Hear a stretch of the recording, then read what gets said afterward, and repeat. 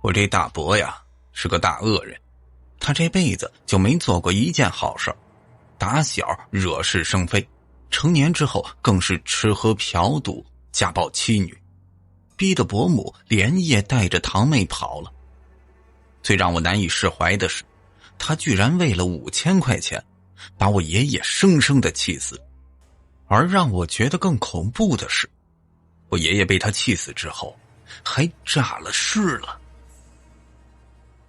那年冬天，爷爷的病情突然加重，他这卧床大半年了，就连他自个儿都知道情况可能不太好。所以那天他就叫来我爸跟大伯2个儿子，吩咐了一些事儿。随后呢，还把仅剩的5000块钱从枕头下边拿出来交给我爸，说让我爸改善点生活。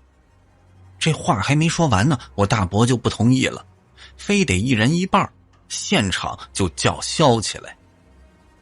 那我当时就怒了，直接跳起来吼他，指着他问呢，说这些年爸爸都是住在谁家呀？赡养费你给过没有啊？爷爷生病住院治疗，他是没出过1分钱，也没花过一点时间去照顾老人。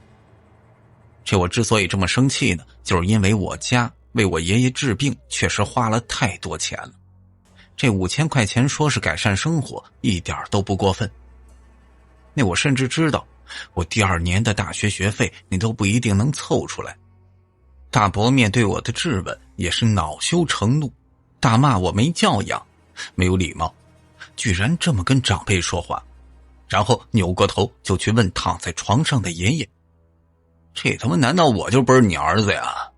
你那钱那我不该分一半啊？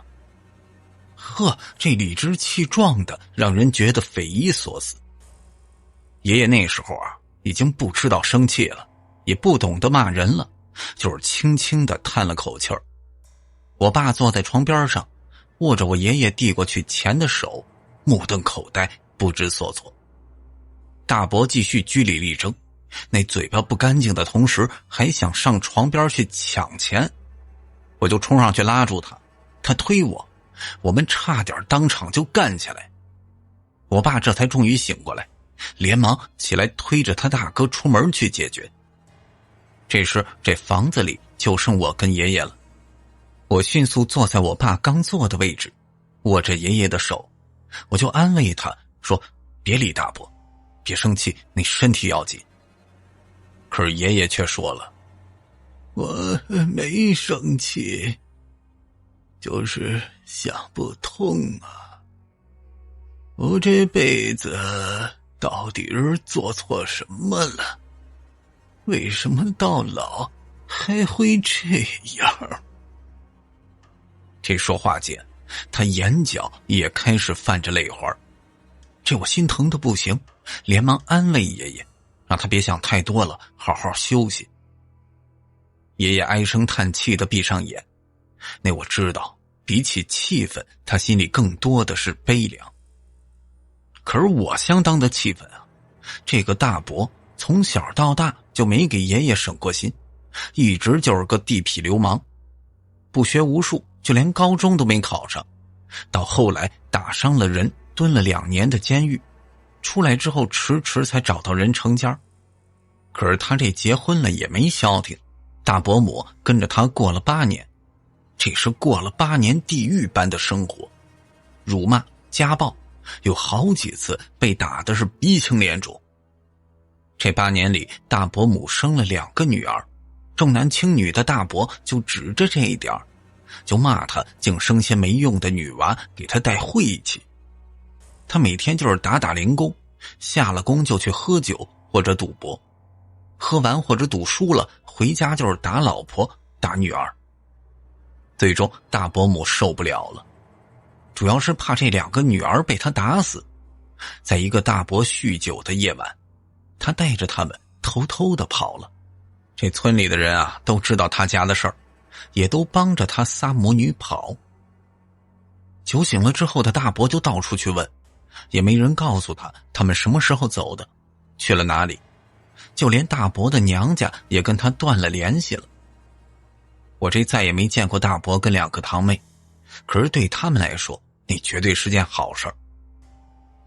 想着这些烦心事儿呢，床上的爷爷已经渐渐的睡过去，我就出去找我爸跟大伯，想看看他们这解决的怎么样了。嗨，我爸呀，一辈子老实憨厚，我是怕他吃亏。回厅里找到我妈了，她却跟我说呀，我爸跟大伯出去之后那就吵起来，还闹着要去村委会评公道。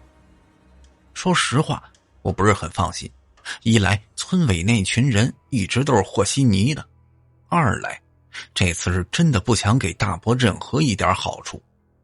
那爷爷的病情已经这么严重了，他还当众的发飙，这不是故意给爷爷折寿吗？我这是越想越来气儿。到中午吃饭的时间，我爸还没回来，我妈就让我打电话给他。我掏出手机，这时正好有个来电，这是同村的张伯。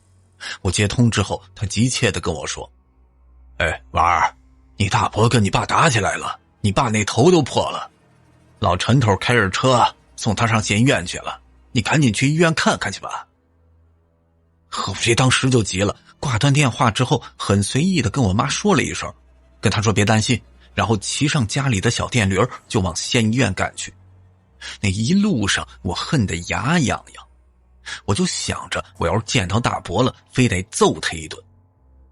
可是我去到医院里，却发现大伯根本就不在，带我爸过来的只有村里的陈伯伯。我就喊了一声陈伯伯，着急地问他现在这什么情况啊？他说暂时见不着我爸，医生给他缝针呢。关于打架那事儿，陈伯伯是这么说的，就是老张两公婆发现你爸的，在桥头道小山坡那儿，你爸那是满脸是血倒在地上，都不省人事了。这阿唐下手也忒狠了。阿唐就是我大伯，我那拳头攥得紧紧的，就问他人呢？就这么消失了？这陈伯伯也很气愤，你压根儿就没见着他人，真是离谱。估计用石头敲了你爸的头，见血就怕了，跑了。我拿出手机就想报警，那就算是不能亲手打他一顿，把他送进去关上几年，也算是耳根子清净了。可是陈伯伯却阻止我，婉儿，你等等，你别叫警察。刚才你爸吩咐了，等他那头缝好了，他跟你说。我就放下手机，可是这心里的怒火还一直在烧着。我觉得大伯发展到今天，我爸也有责任，太懦弱了，一直都不懂得反抗他这个大哥。他那可是90年代里为数不多的大学生，毕业之后就在镇政府做事儿，前途是一片光明，甚至还有机会调到县里去。可是恰好那时候我大伯打架斗殴被处理了，波及到他，最终他也没能调任成功。这后边又碰到我爷爷得了癌症，我爸带着爷爷一趟趟的往北京跑，这总算是求到一个主任操刀手术，这才把爷爷这病给治好。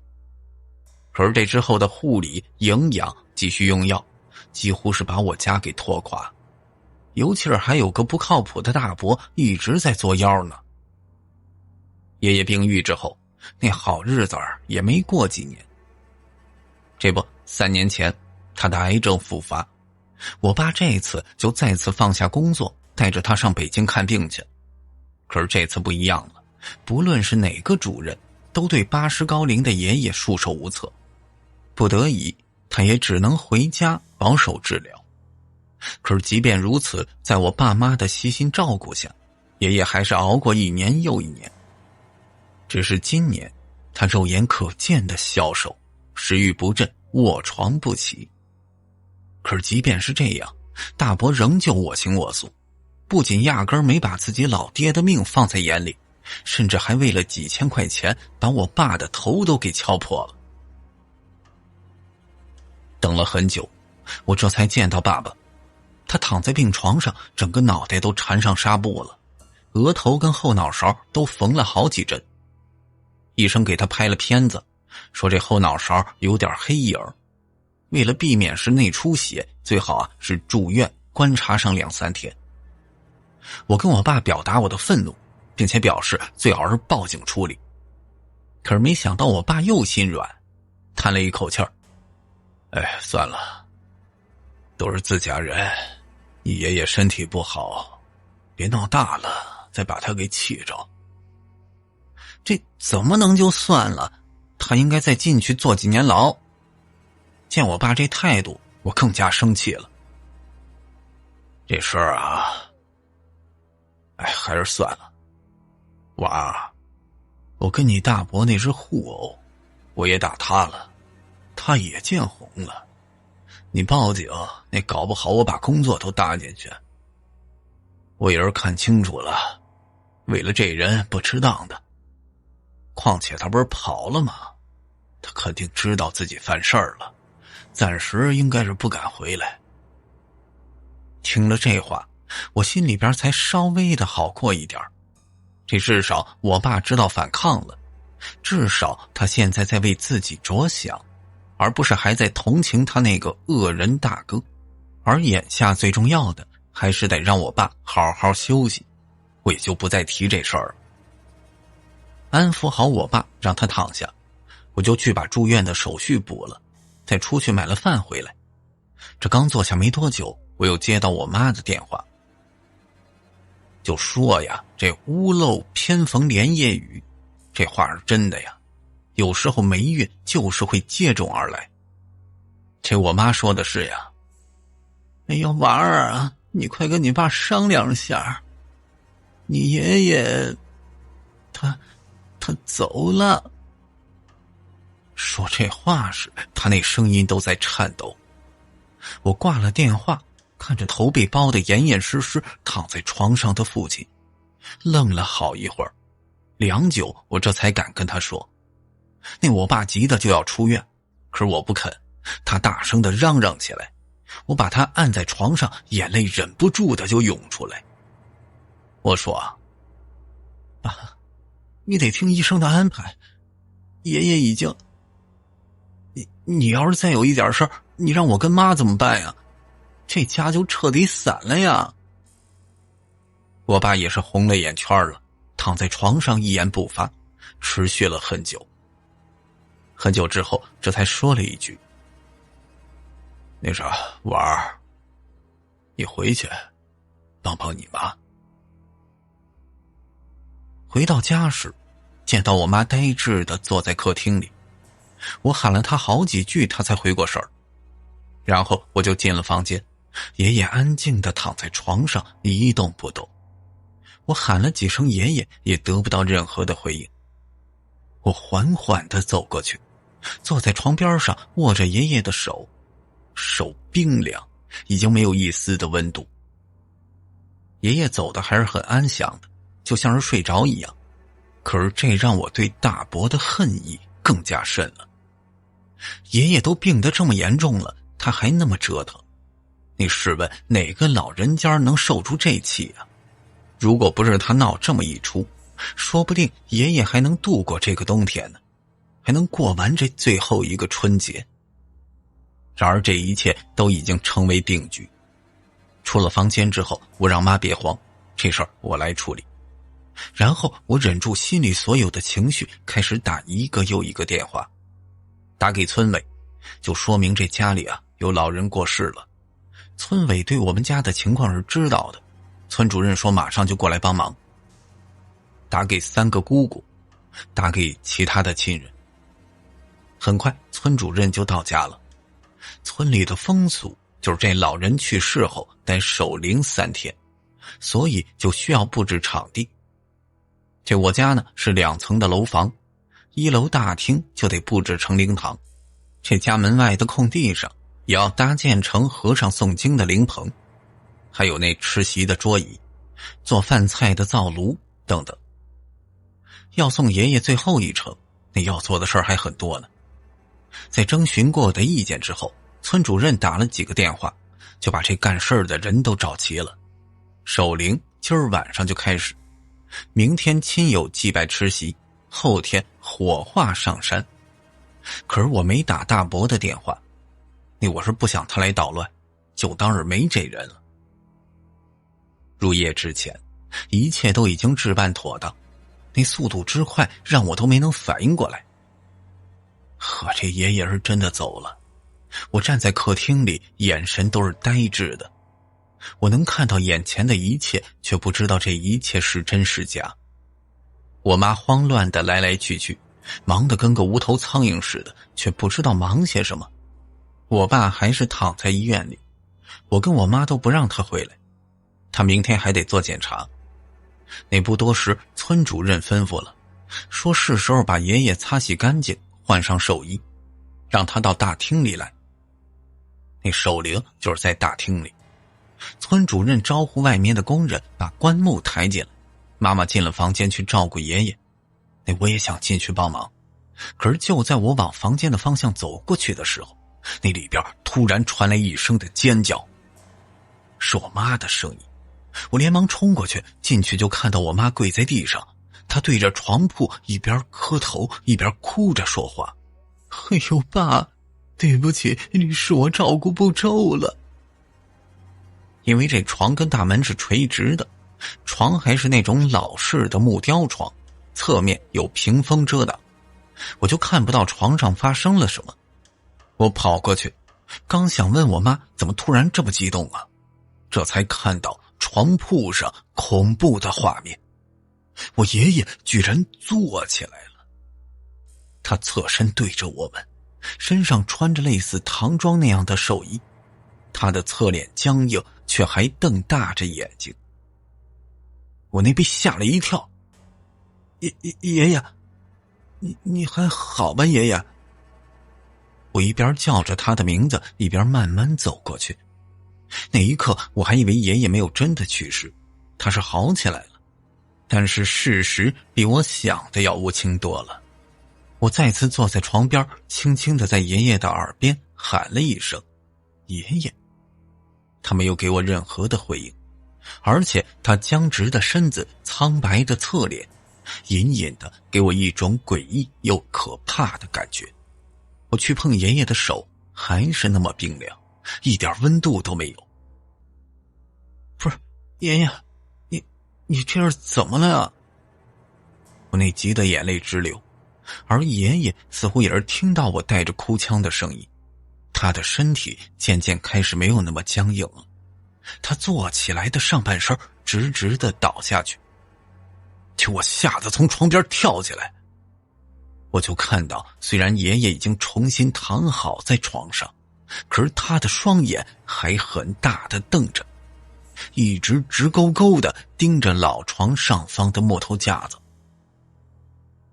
我流着眼泪，扑通一声跪在床边上，不断的道歉：“爷爷，对不起，对不起。”我知道，他一定是死不瞑目了。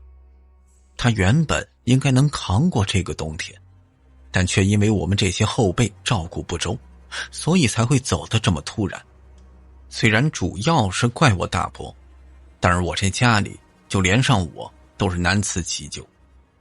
我跪在地上磕了3个响头，砰砰砰，那响的连我自己的耳朵都在震动。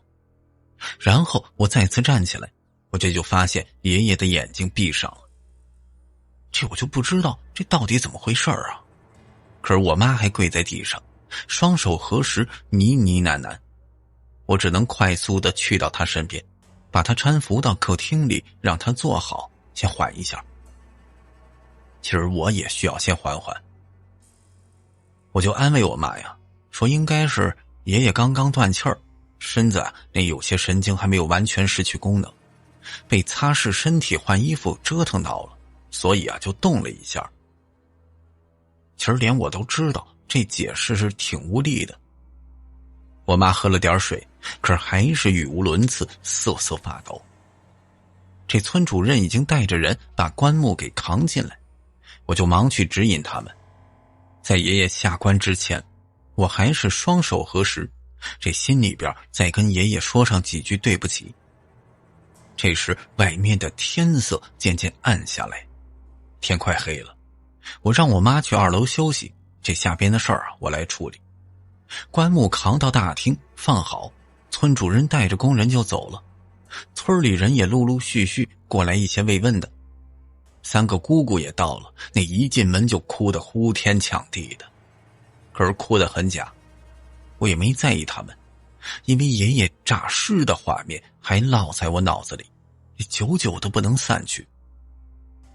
夜越来越深，大厅里点起烛火，炉子里烧了香纸，大门口也拉上一层薄薄的白纱。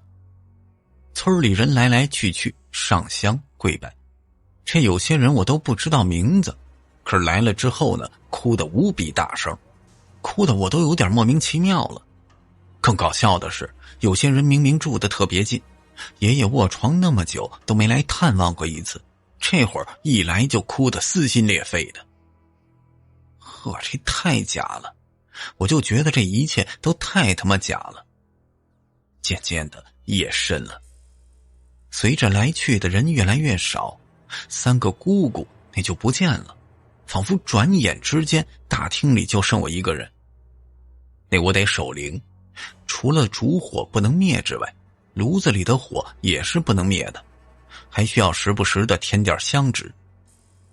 虽然一天经历这么多事儿了，可是我仍旧没觉得累，甚至没有一点的睡意。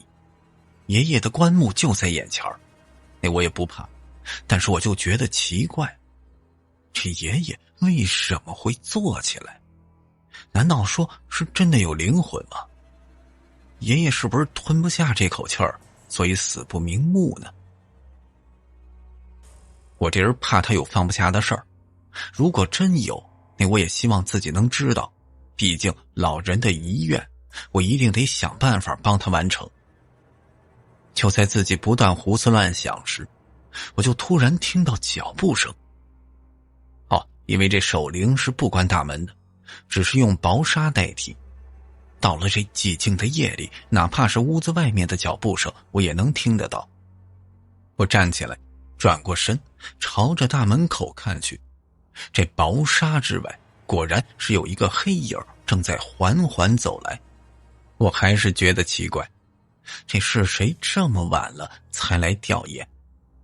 可是我心里边也猜到一个人，这难道说是大伯？想到这儿，我还把旁边的扫帚拿出来，想着要是大伯来搞事儿，我就直接把他赶走。随着薄纱后的黑影越来越近，我也越来越警觉。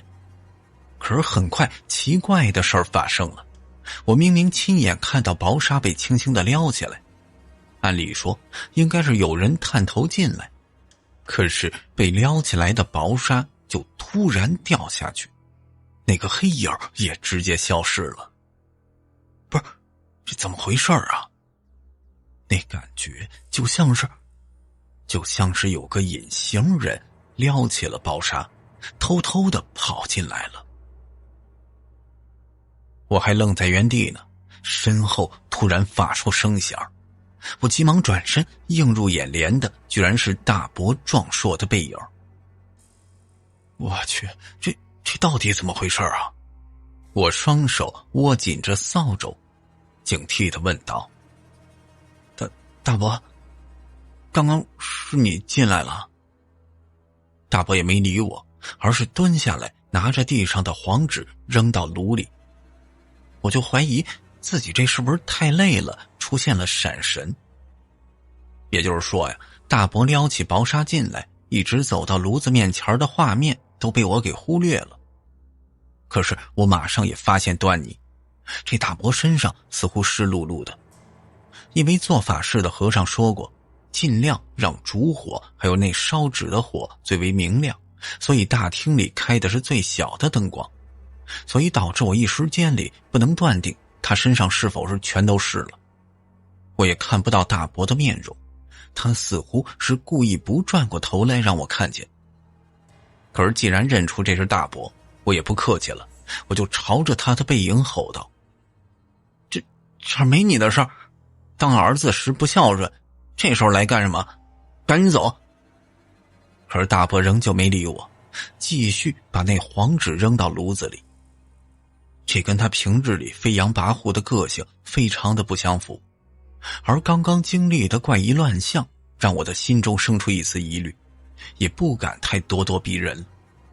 大伯烧了一会儿纸钱儿，也没回头看我，只是断断续续的吐出一句话：我给我爹烧点儿纸。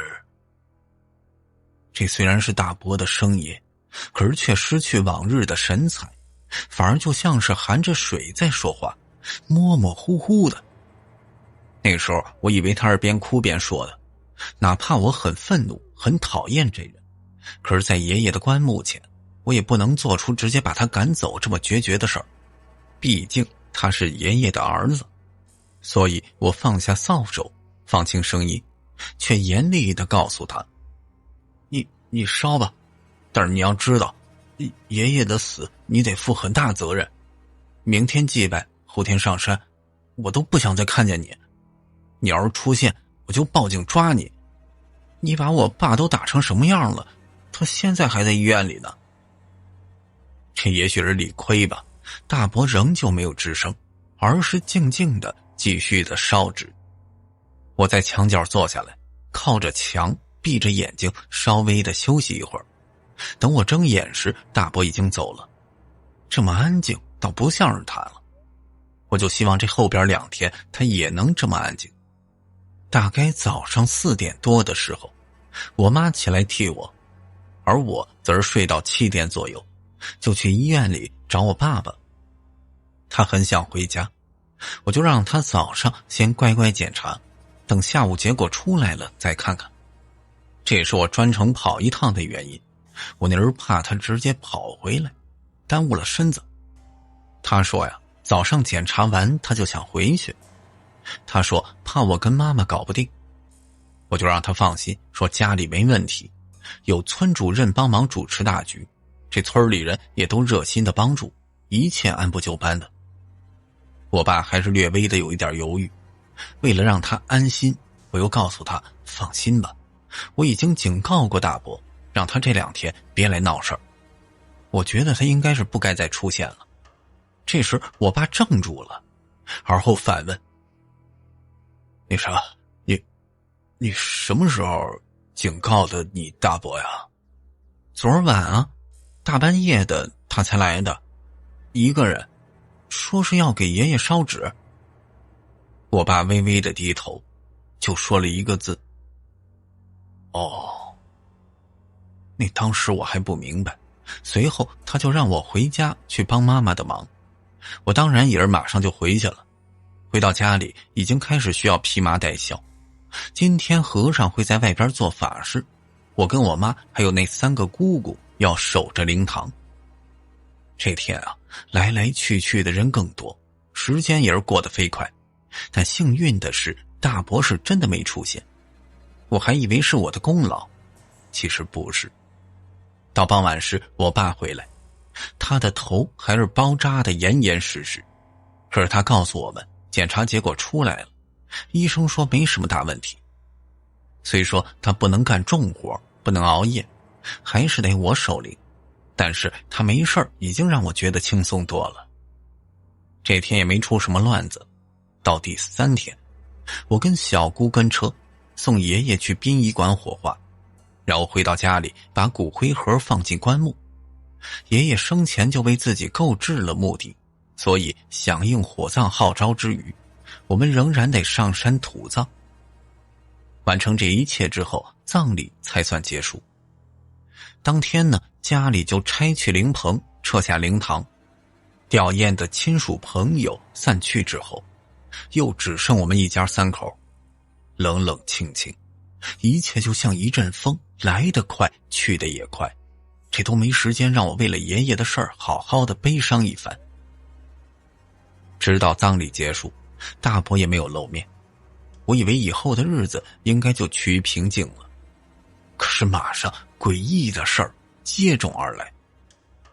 首先，同村的老张夫妇出事儿了。他俩虽然已经60多岁，还在村子的东边开了一片地，没事呢就去种种菜。现在他们死在菜地里，而且死状非常的恐怖。他们全身湿漉漉的，表情扭曲，双眼瞪得差点得拖出眼眶了，仿佛生前受到极大的惊吓。最要命的是，在村民报警之后，来了抬尸的，看到他俩的死状，居然这么说了一句：“这是淹死的人啊，怎么捞起来还放身上了？”这所有人都莫名其妙，那个菜地就离最近的水域都得好几个山坡，谁会干这种事儿啊？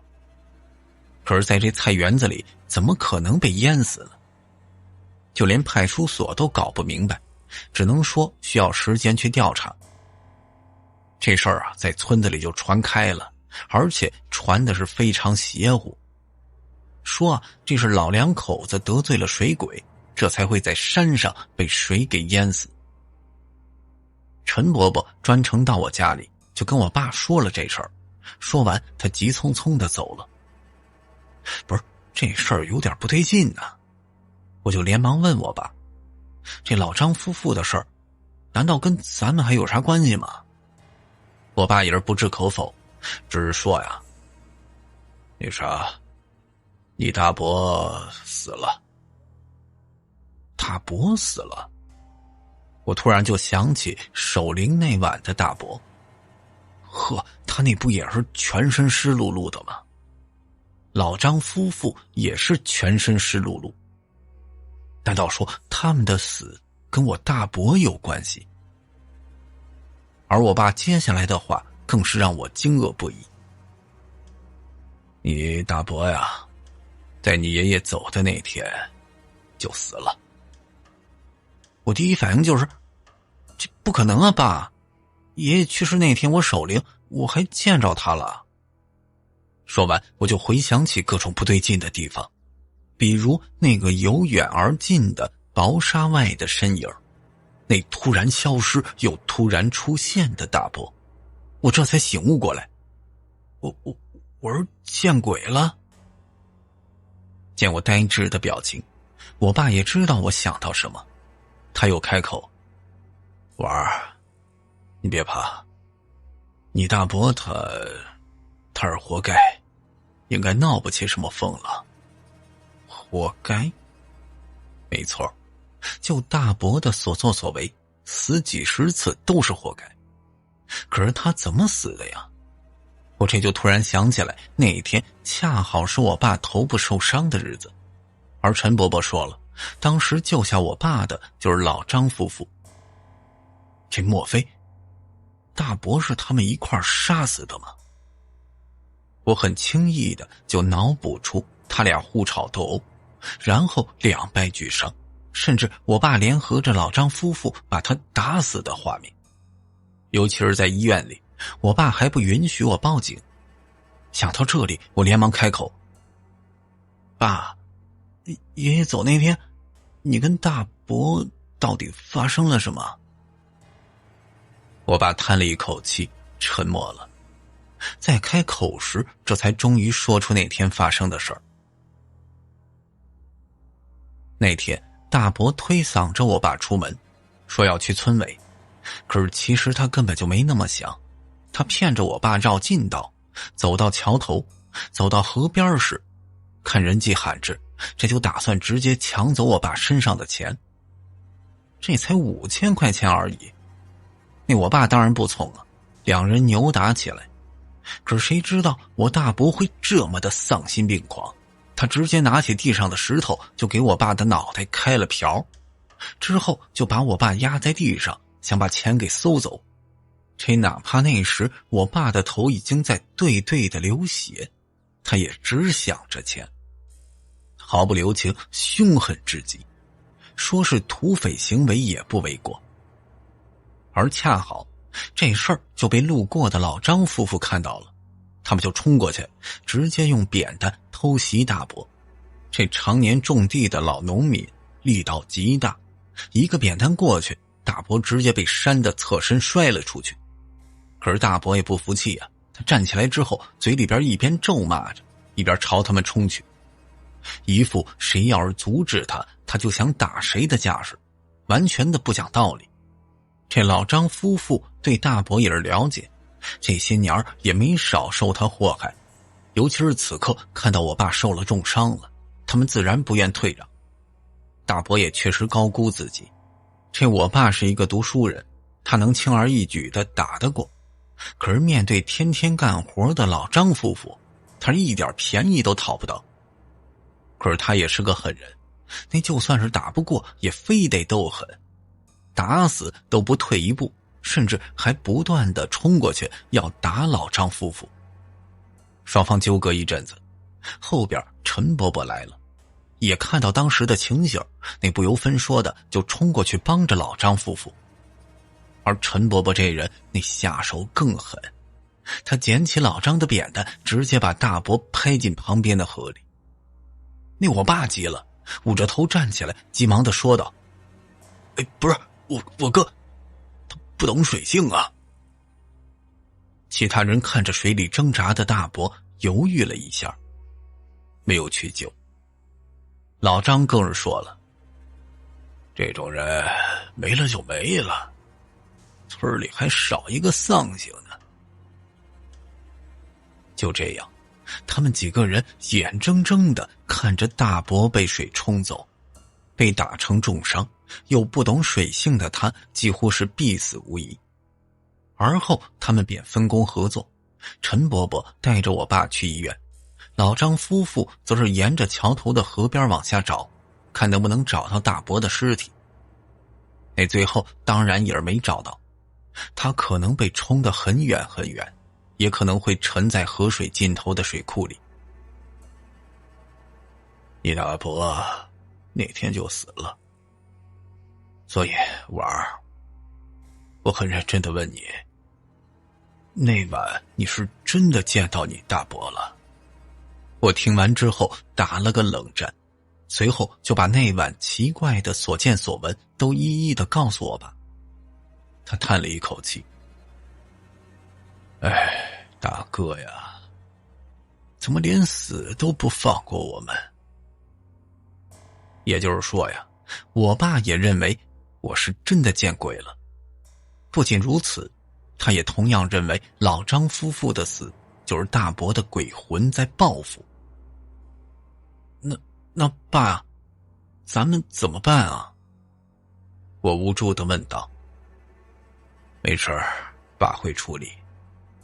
我刚刚已经打电话了，让给你爷爷做法事的那些和尚留下，再帮我们到桥头做个超度驱邪，相信就能把你大伯赶走了。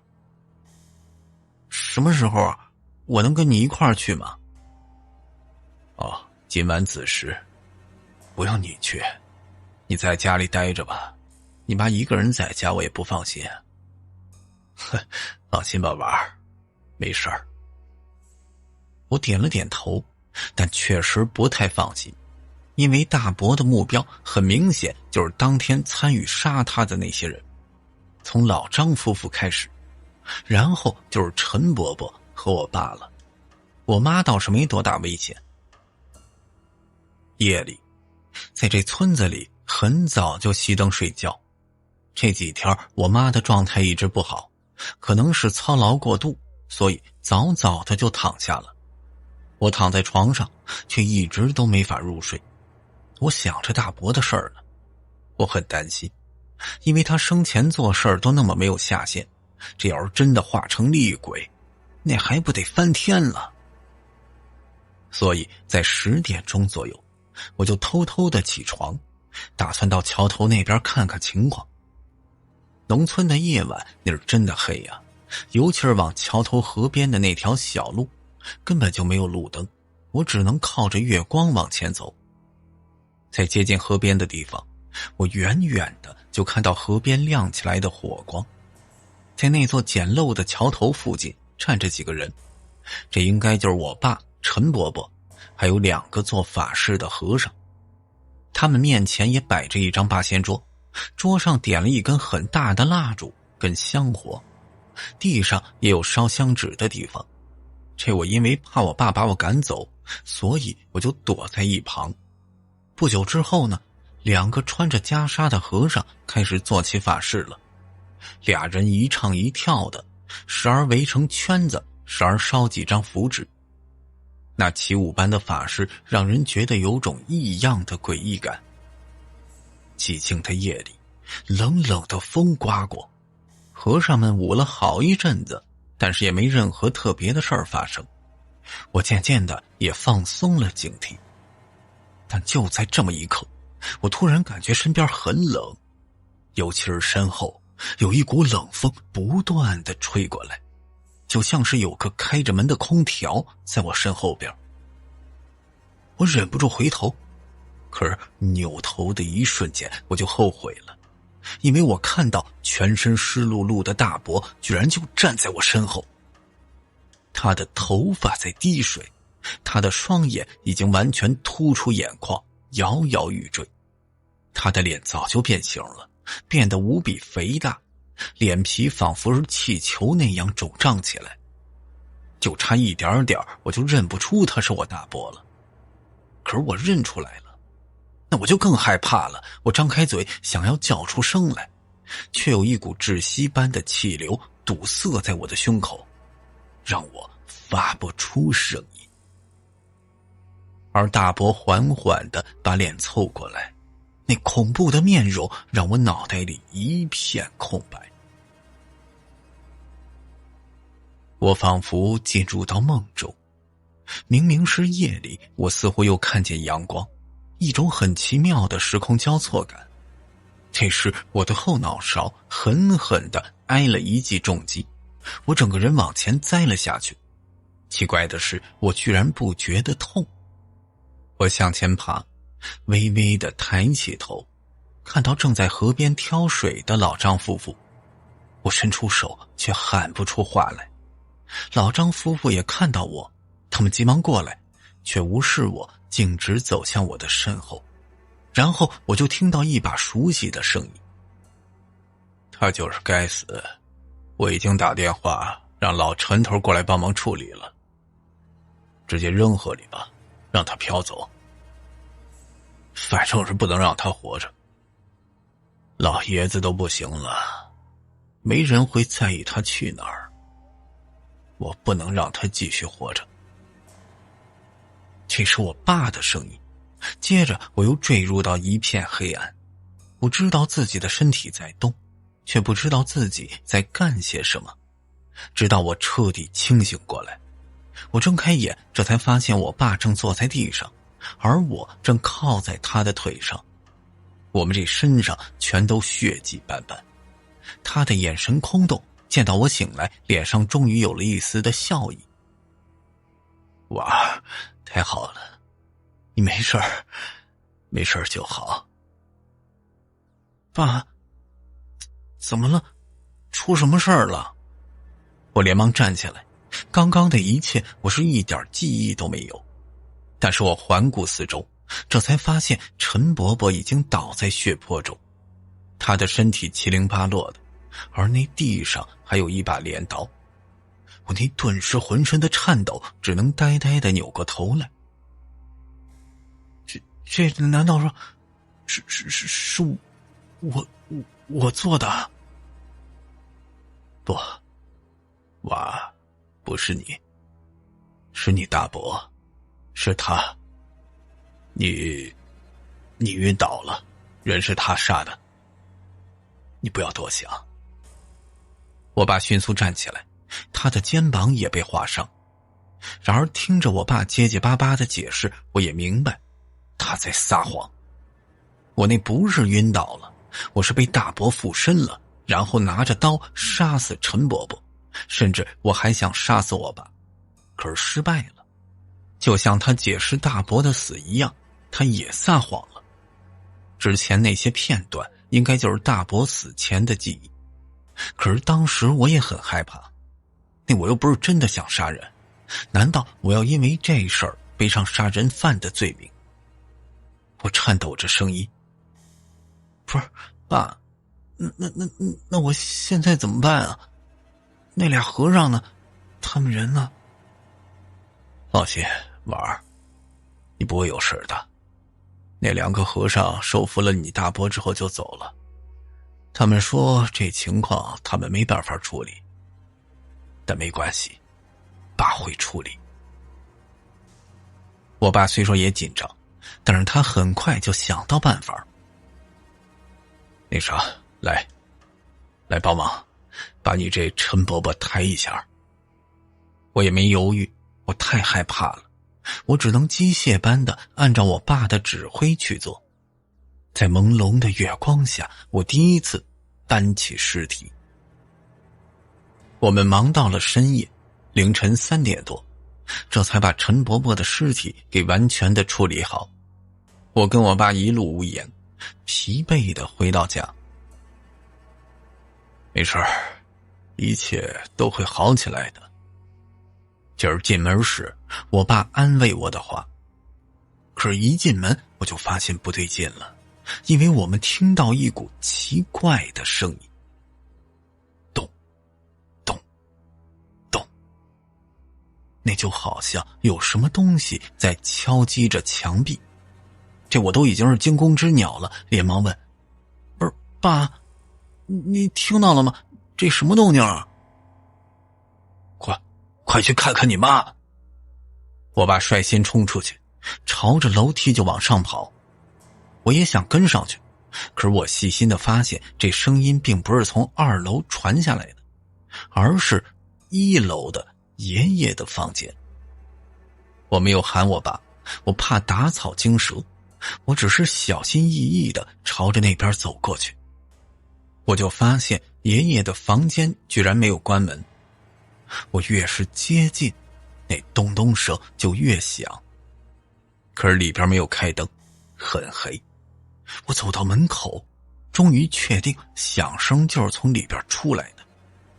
然后我伸出手，摸到墙壁上的开关，灯光被打开的一刻，我又傻眼了。